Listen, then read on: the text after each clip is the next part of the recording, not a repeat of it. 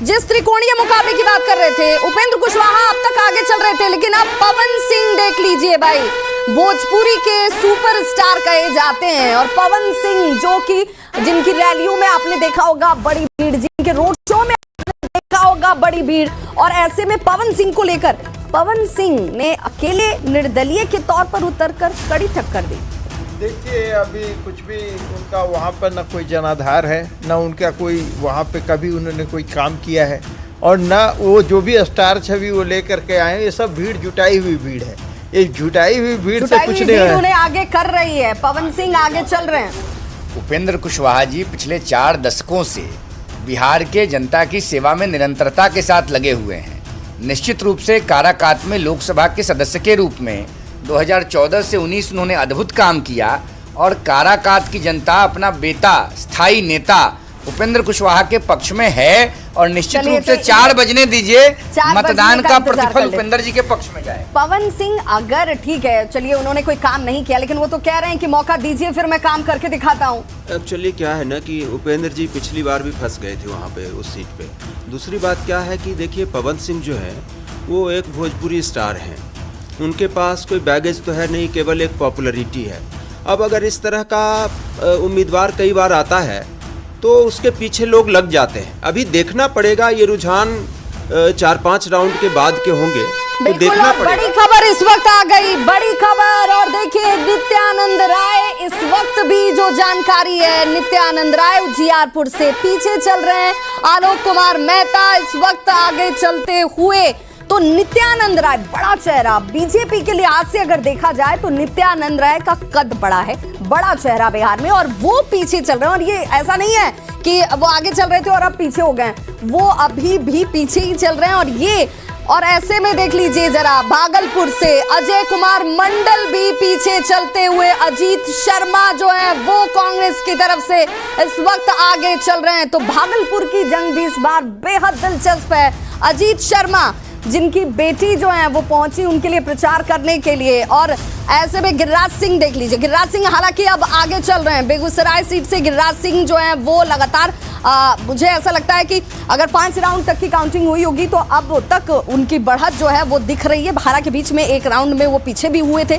अवधेश कुमार राय जो है वो इस वक्त पीछे चलते हुए, गिरिराज सिंह ने अपनी बढ़त को बनाए रखा है और वो लीड कर रहे हैं। रुझानों में लीड के सिचुएशन में इस वक्त भी गिरिराज सिंह। और देख लीजिए सासाराम की भी महत्वपूर्ण तस्वीर, मनोज कुमार जो है वो कांग्रेस कैंडिडेट इस वक्त आगे चलते हुए, शिवेश कुमार पीछे चल रहे हैं। भाई देखिए, ये इन्हीं चेहरों पे हम बात कर रहे थे कि आखिर जिन सीटों के अगर फाइट की बात हो रही है तो क्या उनमें से ये सारी सीटें हैं क्या सासाराम में? शिवेश कुमार पीछे चल रहे हैं और मनोज कुमार कांग्रेस कैंडिडेट जो है वो इस वक्त बढ़त बनाए हुए आगे चलते हुए। किशनगंज की बात कर लेते हैं। किशनगंज में भी देख लीजिए, मुजाहिद आलम पहले भी पीछे थे, अभी भी पीछे चल रहे हैं। मोहम्मद जावेद, सीमांचल की सीटों की बात करें, सीमांचल पर हमेशा सिखाया जाता है कि भाई सीमांचल में बीजेपी नहीं, लेकिन ऐसा तो पिछली बार नहीं था। देखिए, सीमांचल में स्थितियां तो थोड़ी सी अलग रहती हैं क्योंकि मुस्लिम मतदाता ज़्यादा हैं वहाँ पे, लेकिन उसके बावजूद भी बीजेपी की अच्छी परफॉर्मेंस रही है और इस बार भी सहयोगी दलों के साथ उसका अच्छा रहेगा। सीमांचल में क्या होगा? सीमांचल बिहार का हृदय है, और बिहार की सम्मानित जनता ने प्रधानमंत्री मोदी जी के विकास उन्मुखी नीतियों से प्रभावित होकर वोट किया है। और मैं तो कह दूं कि किशनगंज की सीट भी जो कांग्रेस और अपोजिशन के पास दिख रही थी पिछले चुनाव में, वो उनके हाथ से निकल जाएगी वाली है, लेकिन निकलती हुई तो दिख नहीं रही अभी। मतलब अभी तो पिछली दफा भी कांग्रेस ने जीता था, अभी भी कांग्रेस अगर आगे दिखाई दे रही है तो मुद्दा यही है कि अख्तरुल इमान जो AIM के हैं वो कितना बड़ा खेल कर पाते हैं। अगर वो खेल कर देते हैं कि कुछ ज्यादा वोट इनके काट लेते हैं तब तो शायद किसके तरफ होगा, तो तब तो JDU की सीट निकल सकती है। अदरवाइज तो देखिए, किशनगंज जो है एक भारी मुस्लिम बहुल इलाका है जहां पर लगभग 75% वोटर जो है मुसलमान हैं, तो उनका जो एक सेंटीमेंट रहता है आमतौर पे बीजेपी के गठबंधन के खिलाफ ही रहता है। और ऐसे में तो अगर अख्तरुल इमान बड़ा खेल नहीं कर पाते हैं तो इस बार भी कांग्रेस के मोहम्मद जावेद निकल सकते हैं। तो बिल्कुल कांग्रेस के मोहम्मद जावेद, अगर इस बार अख्तरुल इमान की तरफ से खेल नहीं किया जाता है, जिसे बार बार ये कहा जाता है कि भाई AIM की जब भी बात होती है तो कहते हैं कि भाई बी टीम के तौर पर काम कर लेती है, वो खेल कर देती है वोटों को काटने को लेकर, और इस बार क्या मोहम्मद जावेद जो है वो इस लीड जो सिचुएशन आपको नजर आ रही होगी हरे रंग में, वो इस वक्त आगे जो चल रहे हैं वो लगातार क्या इसे कंटिन्यू कर पाते हैं, ये देखना होगा। और बड़ी खबर देखिए लगातार सामने आती हुई, बेगूसराय से गिरिराज सिंह अपनी बढ़त को बनाए हुए हैं, वो लीड कर रहे हैं और अभी भी उनकी वोटों की संख्या जो है अपने अपोनेंट से ज्यादा नजर आती है। राधा मोहन सिंह की भी बात करेंगे। राधा मोहन सिंह 3,927 वोटों से इस वक्त पूर्वी चंपारण सीट से लीड करते हुए रुझानों में उनकी बढ़त जो है वो बनी हुई है। बेगूसराय से गिरिराज सिंह लीड कर रहे हैं, वो भी बढ़त बनाए हुए हैं। हालांकि जब राधा मोहन सिंह की बात होती है तो ये संख्या 3,927 ये बहुत बड़ी संख्या नहीं कही जाएगी वोटों के तौर पर। राधा मोहन सिंह हालांकि बढ़त जरूर बनाए हुए हैं पूर्वी चंपारण सीट से जब हम बात करें। और चंपारण को कहा जाता है कि बीजेपी का गढ़ है, वहां पर बीजेपी हमेशा से स्ट्रांग पोजीशन पे रही है, लीड पोजीशन पे रही है। और इस वक्त राधा मोहन सिंह के लिए ये संख्या क्या इसे सेफ संख्या मानी जाएगी? अब देख लीजिए जरा एक बार फिर से इस ग्राफ पर नजर डाल लीजिए।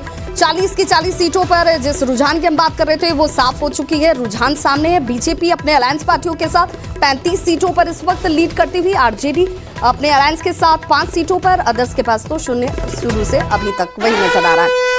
और बड़ी खबर इस वक्त आ रही है, बड़ी खबर के लिए सीधे रुख कर लेते हैं शिप्रा का। इस वक्त की बड़ी खबर दर्शकों को बता दें, बेगूसराय से गिरिराज सिंह लगातार आगे बने हुए हैं, जो हम बता भी रहे हैं। और देखिए 7,039 वोट से गिरिराज सिंह आगे बढ़ रहे हैं। राधा मोहन सिंह की बात कर लीजिए, 3,927 वोट से आगे। रविशंकर प्रसाद 2,145 वोट से आगे। आलोक कुमार सुमन 6500 वोट से आगे चल रहे हैं। तो बेगूसराय से लगातार गिरिराज सिंह जो है वो बढ़त बनाए हुए हैं। गिरिराज सिंह अभी 7,039 वोट से आगे चल रहे हैं फिलहाल। राधा मोहन सिंह के बारे में आपको बताया 3,927 वोट से अभी आगे चल रहे हैं। तो रविशंकर प्रसाद 2,145 वोट से आगे चल रहे हैं। विवाह बिल्कुल, तो देखिए गिरिराज सिंह आगे चल रहे हैं, आलोक कुमार सुमन आगे चल रहे हैं। आलोक कुमार सुमन, गोपालगंज को क्या बीजेपी के लिए सेफ तौर पर देखा जाए? देखिए गोपालगंज जो जिला है वो चंपारण से लगा हुआ है। और आपको एक बात बता दें कि ये गोपालगंज में ऐसे तो कहा जाता है कि लालू जी का अपना पैतृक घर है वहाँ पे, लेकिन चंपारण का असर गोपालगंज पे होता है और चंपारण एक तरह से गढ़ रहा है बीजेपी के लिए।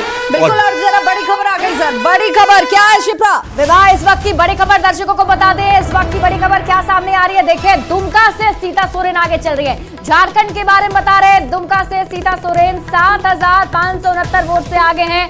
बीजेपी की उम्मीदवार सीता सोरेन काफी मेहनत की थी इन्होंने और इनके पक्ष में वोट की अपील करने पीएम मोदी भी कहते हैं। 12,403 वोट से देखे नलिन सोरेन को भी ये सीता सोरेन को मिला है, यानी कि वोटों की संख्या भी अब सामने आ रही है। अगर हम आपको बताएं 7,569 वोट से ये आगे तो चल रही हैं और बीजेपी की सीता सोरेन, इसके साथ ही वोटों की संख्या भी धीरे धीरे सामने आ रही है। सीता सोरेन को मिले हैं 12,403 वोट।